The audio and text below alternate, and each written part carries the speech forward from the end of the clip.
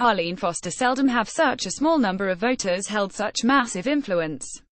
The 292,000 voters who supported the DUP in June's Westminster election appear to have vetoed an agreement affecting more than 500 million people in the EU.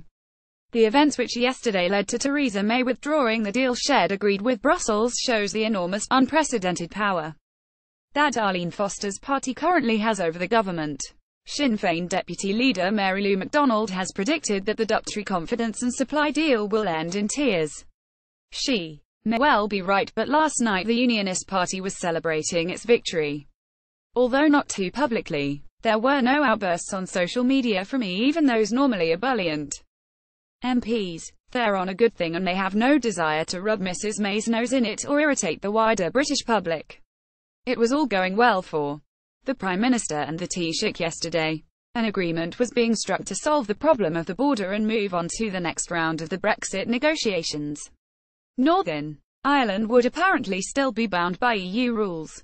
Then, Mrs Foster gave a press conference at Stormont stressing her party would not accept any form of regulatory divergence separating Northern Ireland economically or politically from the rest of the UK. A telephone call to Mrs May followed, and it was game off in Brussels. The Prime Minister was left looking red-faced and ridiculously weak, but yesterday raised as many questions as it answered.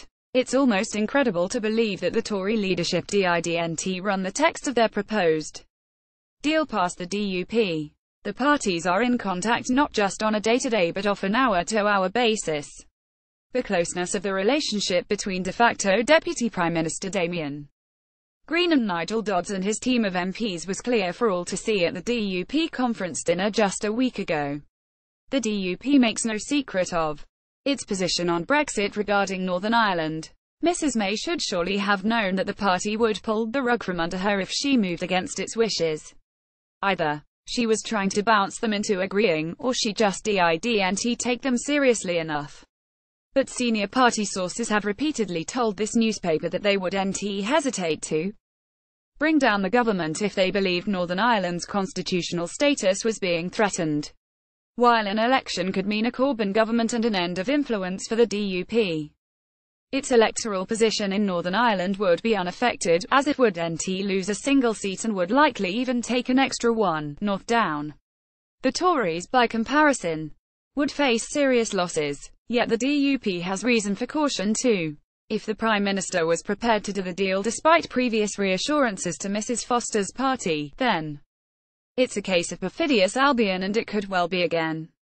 Belfast Telegraph.